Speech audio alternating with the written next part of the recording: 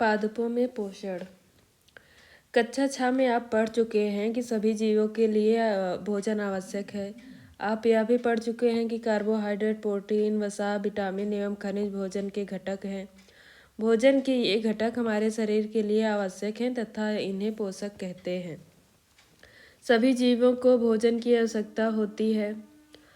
पादप स्वयं के लिए भोजन बना सकते हैं, परंतु मानव सहित कोई भी प्राणी अपना स्वयं भोजन नहीं बना सकता।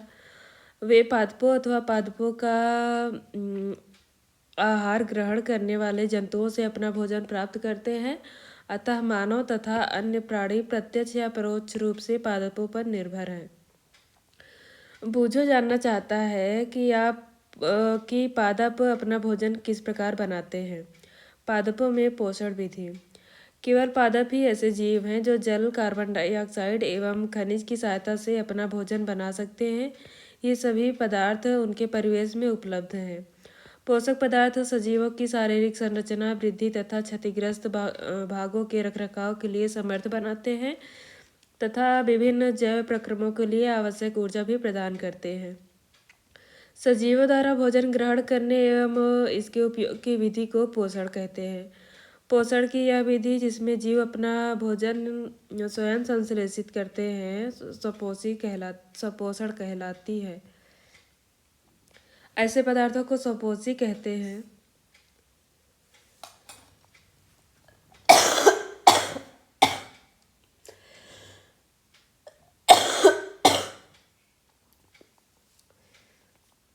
जंतु में अधिकतर अन्य जीव पादपों द्वारा संश्लेषित भोजन ग्रहण करते हैं, उन्हें विषमपोषी कहते हैं। पहेली जानना चाहती है कि पादपों की तरह हमारा शरीर भी कार्बन डाइऑक्साइड, जल एवं खनिज से अपना भोजन स्वयं क्यों नहीं बना सकता। अब हम पूछ सकते हैं कि पादपों की खाद्य फैक्ट्रियां कहाँ स्थित हैं। क्या भोजन पादप के सभी भागों में निर्मित होते हैं अथवा केवल कुछ विशेष भागों में। पादप अपने परिवेश से कच्ची सामग्री किस प्रकार प्राप्त करते हैं। खाद्य फैक्ट्रियों तक उनका स्थानांतरण किस प्रकार होता है। प्रकाश संश्लेषण। पादपों में खाद्य संश्लेषण का प्रक्रम। पत्तियां पादप की खाद्य फैक्ट्रियां हैं, अतः सभी कच्चे पदार्थ पत्तियों तक पहुँचने चाहिए। मृदा में उपस्थित जल एवं खनिज जड़ द्वारा अवशोषित किए जाते हैं तथा तने के माध्यम से पत्तियों तक पहुँचाए जाते हैं। पत्ती की सतह पर उपस्थित सूक्ष्म रंध्रों द्वारा वायु में उपस्थित कार्बन डाइऑक्साइड प्रवेश करती है। यह रंध्र द्वार कोशिकाओं द्वारा घिरे होते हैं। ऐसे छिद्रों को रंध्र कहते हैं। जल एवं खनिज वाहिकाओं द्वारा पत्तियों तक पहुँचाए जाते हैं। ये वाहिकाएं नली के समान होती हैं तथा जड़, तना, शाखाओं एवं पत्तियों तक फैली होती हैं। पोषकों को पत्तियों तक पहुँचाने के लिए ये वाहिकाएं एक सतत मार्ग बनाती हैं। पादपों में पदार्थों के वहन के विषय में आप अध्याय 11 में पढ़ेंगे।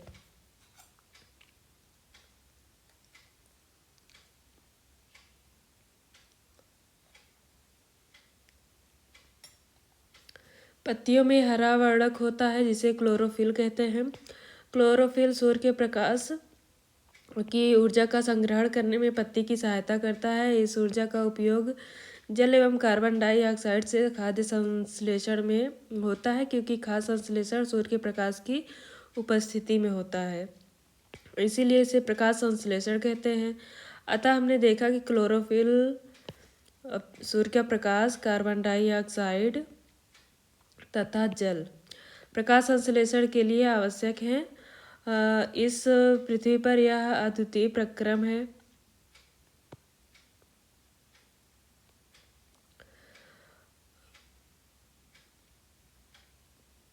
पत्तियों द्वारा सौर ऊर्जा संग्रहित की जाती है तथा पादप में खाद्य के रूप में संचित हो जाती है। अतः सभी जीवों के लिए सूर्य ऊर्जा का चरम स्रोत है। क्या आप कल्पना कर सकते हैं कि प्रकाश संश्लेषण नहीं होगा तो क्या होगा। प्रकाश संश्लेषण न होने की स्थिति में खाद्य उपलब्ध नहीं होगा। सभी जीवों का अस्तित्व प्रत्यक्ष अथवा परोक्ष रूप से पादपों द्वारा निर्मित भोजन पर निर्भर करता है। इसके अतिरिक्त सभी जीवों के लिए परमावश्यक ऑक्सीजन भी प्रकाश संश्लेषण के दौरान ही निर्मित होती है। प्रकाश संश्लेषण की अनुपस्थिति में पृथ्वी पर जीवन की कल्पना असंभव है।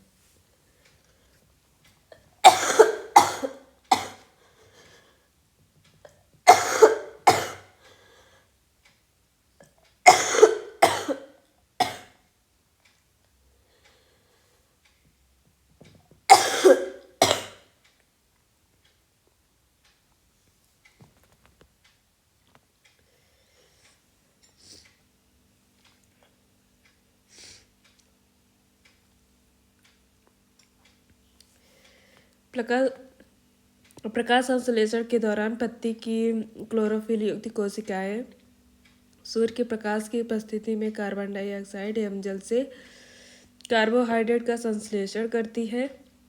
इस प्रक्रम को निम्न समीकरण द्वारा दर्शा सकते हैं। कार्बन डाइऑक्साइड, जल, सूर्य का प्रकाश और क्लोरोफिल मिलकर कार्बोहाइड्रेट और ऑक्सीजन का निर्माण करते हैं।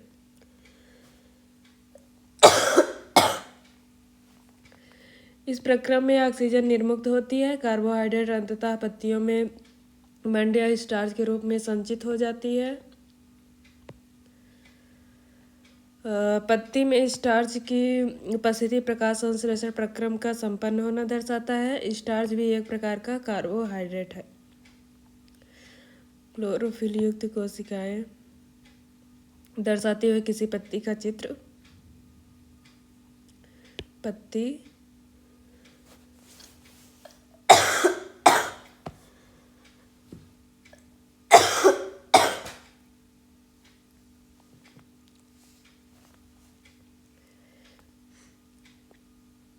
द्वार कोशिकाएं, रंध्र, क्लोरोफिल।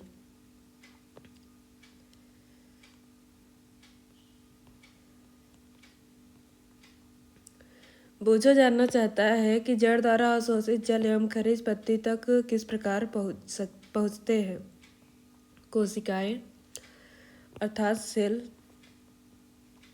आपने देखा है कि इमारतें ईंटों से बनी होती हैं। इसी प्रकार सजीवों का शरीर सूक्ष्म इकाइयों से बनता है जो कोशिका कहलाती है।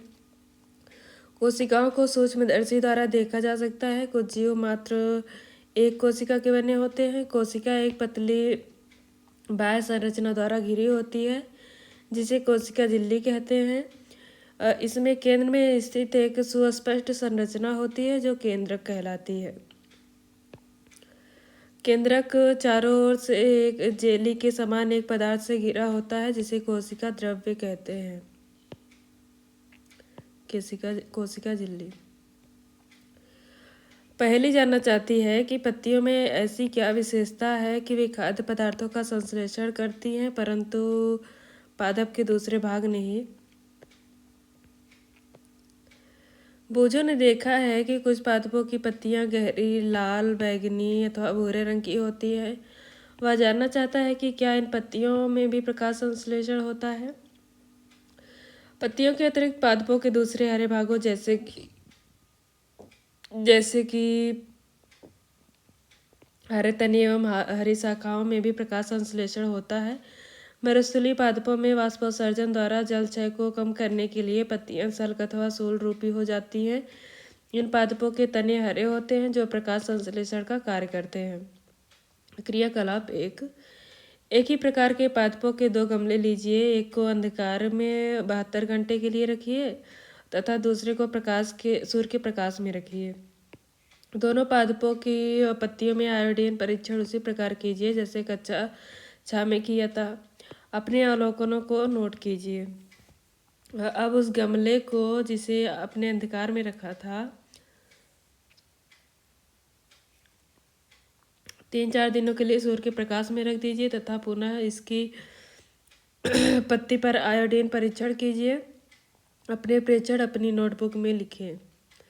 हरी पत्तियों के अतिरिक्त अनवर्ण की पत्तियों में भी क्लोरोफिल होता है परंतु इन पत्तियों में उपस्थित लाल, भूरे अथवा अन्य वर्णक क्लोरोफिल के हरे रंग का प्रच्छादन कर देते हैं अर्थात ढक लेते हैं। इन पत्तियों में भी प्रकाश संश्लेषण होता है।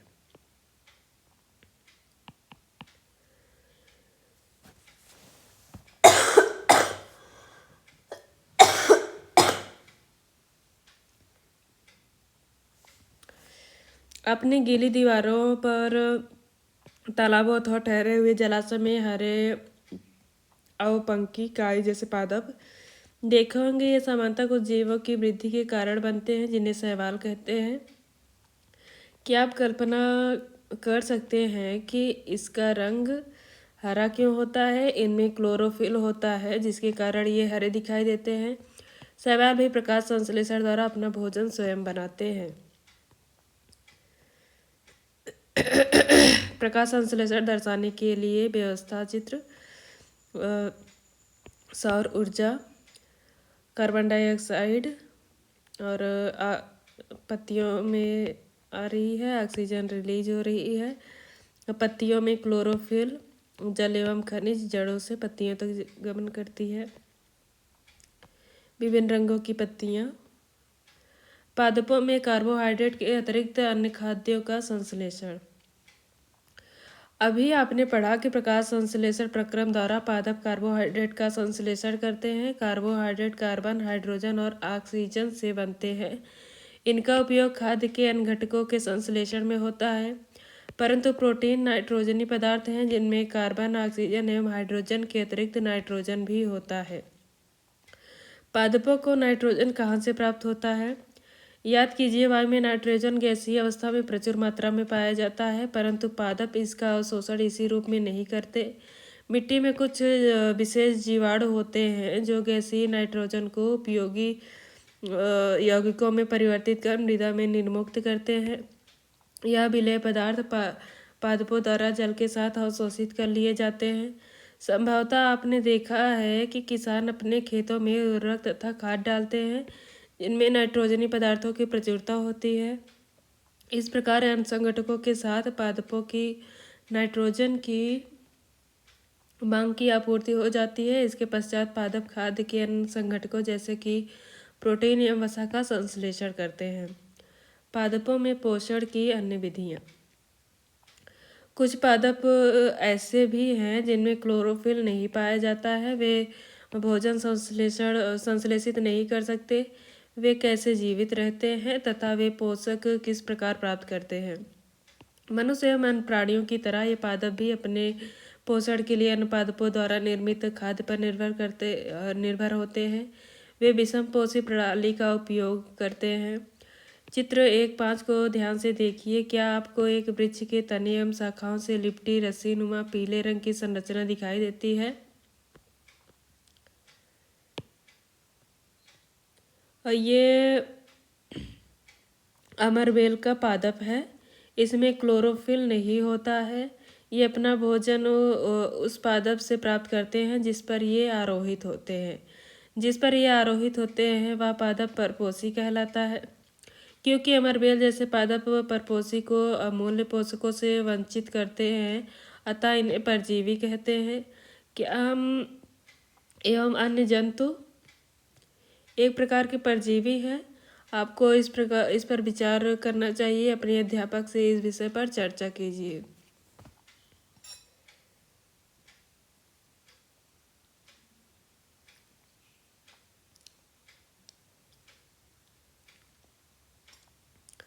पहेली जानना चाहती है कि क्या हमारा रक्त चूसने वाले मच्छर, खटमल, जूं एवं जोंक जैसे जीव भी परजीवी हैं?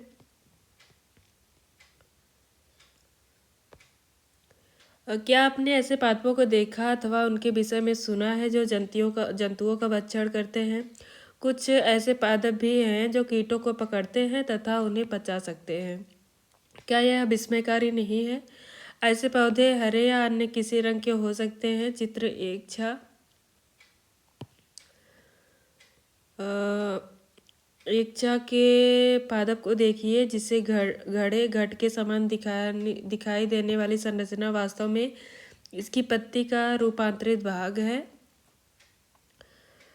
और पत्ते का शीर्ष भाग घड़े का ढक्कन बनाता है। घड़े के अंदर अनेक रोम होते हैं जो नीचे की ओर छलके रहते हैं अर्थात अधोमुखी होते हैं। जब कोई कीट घड़े में प्रवेश करता है तो उसके रोमों के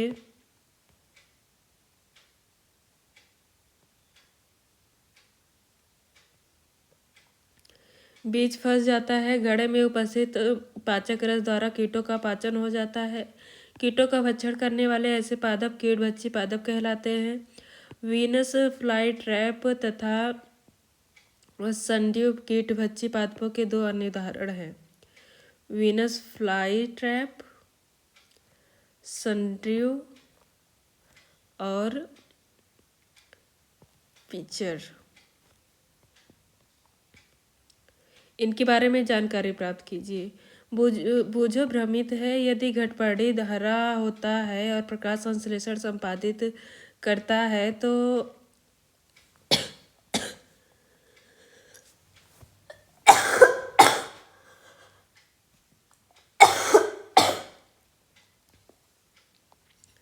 तो यह कीटों का भक्षण क्यों करता है? क्या यह संभव है कि इस प्रकार के पादपों को मृदा से वे सभी पोषक नहीं मिल पाते हैं जिनकी इन्हें आवश्यकता होती है? मृत जीवी। आपने बाजार में छत्रक मशरूम बिकते देखे होंगे। वर्षा के दिनों में वृक्षों की सड़ी गली टूटी टहनियों अथवा तनों या छाल पर छाते के समान संरचनाओं के गुच्छे भी आपने देखे होंगे। आइए देखें कि जीवन यापन हेतु इन्हें किस प्रकार के पोषकों की आवश्यकता होती है और वे इन्हें कहाँ से प्राप्त करते हैं। बूझो जानना चाहता है कि ये जीव अपना भोजन किस प्रकार प्राप्त करते हैं। इनमें प्राणियों के समान मुख नहीं होता। ये हरे पादपों के समान भी नहीं होते हैं। इनमें क्लोरोफिल अनुपस्थित होता है, अतः ये प्रकाश संश्लेषण द्वारा भोजन का संश्लेषण नहीं कर सकते। छत्रक के पैकेट, सड़ी गली वस्तु पर उगा छत्रक। क्रियाकलाप 2, ब्रेड या डबल रोटी का एक टुकड़ा लेकर उसे जल में भिगो दीजिए। इसे किसी नम या उष्ण स्थान पर 2-3 दिन के लिए रख दीजिए अथवा उस समय तक रखा रहने दीजिए जब तक कि उस पर रोए जैसी संरचना न दिखाई देने लगे। ये धब्बे किस रंग के हैं? किसी आवर्धक लेंस अथवा सूक्ष्मदर्शी की सहायता से इसका अवलोकन कीजिए। अपने प्रेक्षणों को नोटबुक में लिखिए। बहुत संभव है कि आपको रुई के धागे के समान संरचनाएं दिखाई देगी। यह जीव कवक या फंजाई कहलाते हैं। इनकी पोषण प्रणाली अथवा पोषण विधि भिन्न प्रकार की होती है। ये मृत एवं विघटनकारी वस्तुओं की सतह पर कुछ पाचक रसों का स्राव करते हैं तथा उसे साधारण व विलेय के रूप में परिवर्तित कर देते हैं। तत्पश्चात वे इस विलयन का भोजन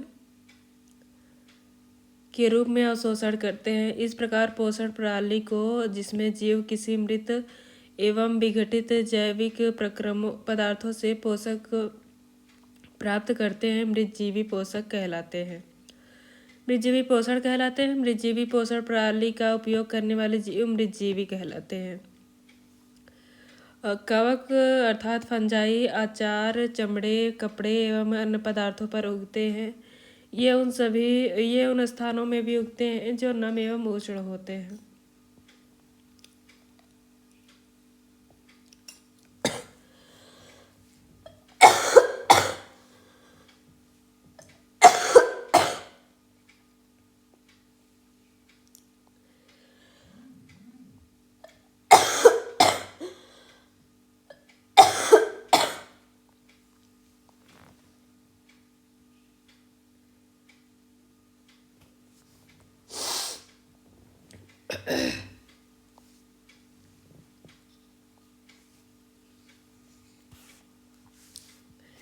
कवकों की वृद्धि के लिए वर्षा ऋतु सबसे अच्छी परिस्थितियां प्रदान करती है। इसी कारण वर्षा ऋतु के दौरान अनेक वस्तुएं कवकों की वृद्धि के कारण नष्ट अथवा अनुपयोगी हो जाती है। अपने अभिभावकों से कवक द्वारा होने वाले नुकसान पर चर्चा कीजिए। पहेली को याद है कि सुंदर जूते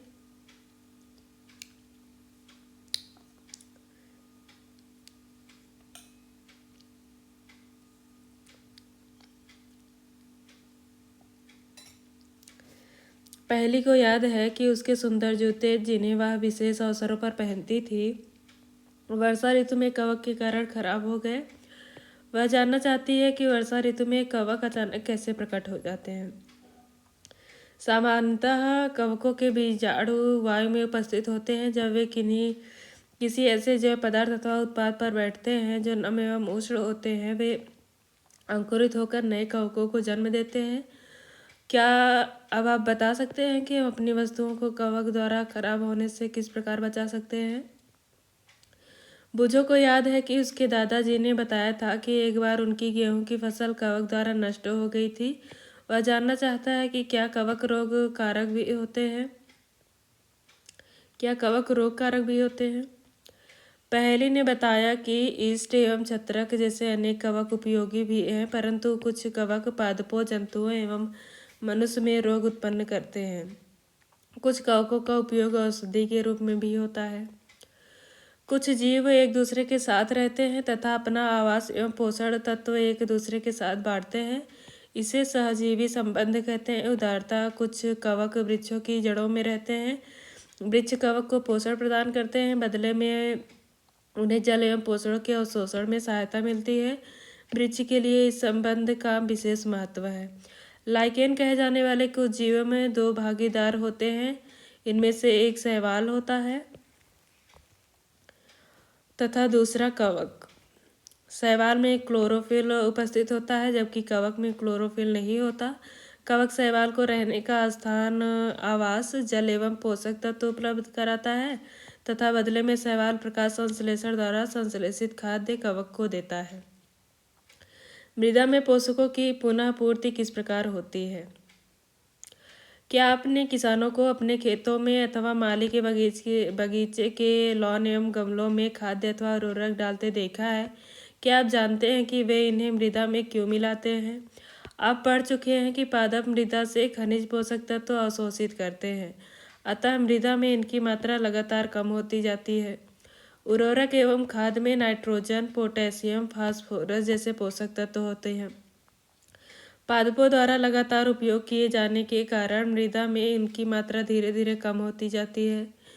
इसीलिए मृदा को इन पोषक तत्वों से समृद्ध बनाए रखने के लिए भूमि में उर्वरक तथा खाद मिलाने की आवश्यकता होती है।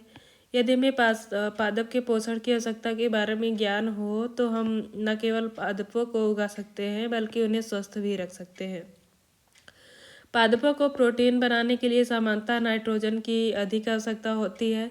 फसल कटाई के बाद मृदा में नाइट्रोजन की कमी हो जाती है। यद्यपि वायु में नाइट्रोजन गैस प्रचुर मात्रा में उपलब्ध होती है, परंतु पादप इसका उपयोग उस प्रकार करने में असमर्थ होते हैं जैसे वे कार्बन डाइऑक्साइड का उपयोग करते हैं। पौधे नाइट्रोजन को विलेय रूप में ही अवशोषित कर सकते हैं। कुछ जीवाणु जो राइजोबियम कहलाते हैं, वायुमंडलीय नाइट्रोजन को विलेय पदार्थों में परिवर्तित कर देते हैं, परंतु राइजोबियम अपना भोजन स्वयं नहीं बना सकते। ये चना, मटर, मूंग, सेम तथा अन्य फलीदार पादपों की जड़ों में रहते हैं तथा उन्हें नाइट्रोजन की आपूर्ति करते हैं। अधिकतर दालें फलीदार पादपों से प्राप्त होती हैं। इसके बदले पादप राइजोबियम जीवाणु को आवास एवं खाद्य प्रदान करते हैं, अतः उनमें सहजीवी संबंध होता है। इस संबंध का किसानों के लिए विशेष महत्व है। दालों की फसलों के लिए उन्हें मृदा में नाइट्रोजन उर्वरक देने की आवश्यकता नहीं पड़ती। यही नहीं, दाल की फसल उगाने के बाद अगली फसल के लिए भी सामान्यतः उर्वरकों की आवश्यकता नहीं होती। इस अध्याय में आपने पढ़ा कि अधिकतर पादप सपोषी होते हैं, परंतु कम ही पादप अन्य पोषण प्रणाली अपनाते हैं, जैसे कि परजीवी एवं मृतजीवी। परजीवी एवं मृतजीवी दूसरे पादपों से पोषण प्राप्त करते हैं। सभी प्राणी अपने भोजन के लिए पादप तथा अन्य प्राणियों पर निर्भर रहते हैं, अतः इन्हें विषमपोषी के रूप में समूहीकृत किया गया है।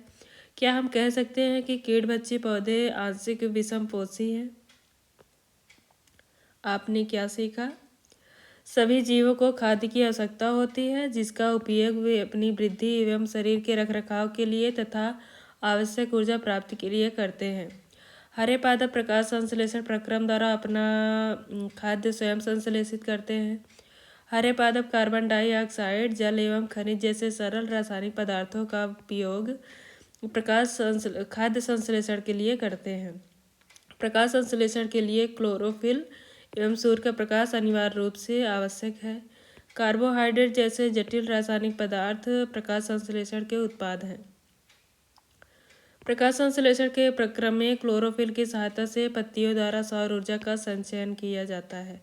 प्रकाश संश्लेषण में ऑक्सीजन उत्पादित होती है। इस ऑक्सीजन का उपयोग सभी जीवों द्वारा उनकी उत्तरजीविता के लिए किया जाता है। कवक अपना पोषण मृत तथा अपघटित जैव पदार्थों से प्राप्त करते हैं। वे मृतजीवी कहलाते हैं। अमरवेल जैसे पादप परजीवी हैं। वे परपोषी पादप से अपना भोजन प्राप्त करते हैं। कुछ पादप एवं अन्य सभी जीव अपने पोषण हेतु दूसरे जीवों पर निर्भर होते हैं, अतः विषमपोषी कहलाते हैं। अभ्यास।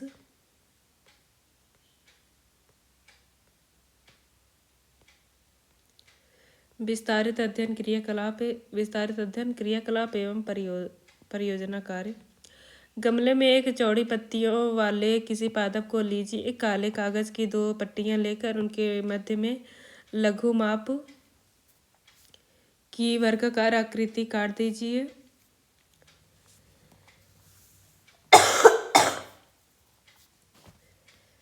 वर्गाकार आकृति काट दीजिए। इन कागजों से किन्हीं 2 पत्तियों को इस प्रकार ढकिए कि उनका कुछ भाग काले कागज से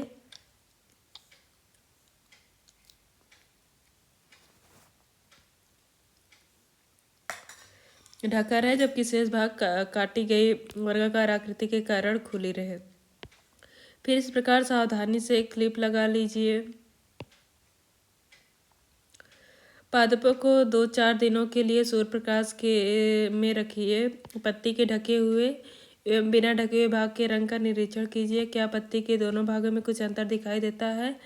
इनमें से एक पत्ती का आयोडीन परीक्षण कीजिए, जबकि दूसरी पत्ती पर कागज हटाकर पादप को 2-3 दिनों के लिए सूर्य प्रकाश में रख दीजिए तथा ढकी हुई पत्ती का आयोडीन परीक्षण कीजिए। अपने परीक्षण की व्याख्या कीजिए। शकरकंद को केवल जल में उगाने का प्रयास कीजिए। अपने प्रयोग एवं परीक्षण का वर्णन कीजिए। यदि आपके घर के आसपास कोई ग्रीन हाउस हो तो वहां जाइए, देखिए वहां पादप कैसे उगाए जाते हैं। पता लगाइए कि पौधों की स्वस्थ वृद्धि के लिए वहां प्रकाश, जल एवं कार्बन डाइऑक्साइड का नियमन किस प्रकार किया जाता है। क्या आप जानते हैं पादपों के लिए प्रकाश इतना अधिक महत्वपूर्ण है कि उनकी पत्तियों की वृद्धि अनेक प्रकार से होती है, जिससे कि उन्हें अधिकतम प्रकाश ग्रहण करने में सुविधा हो।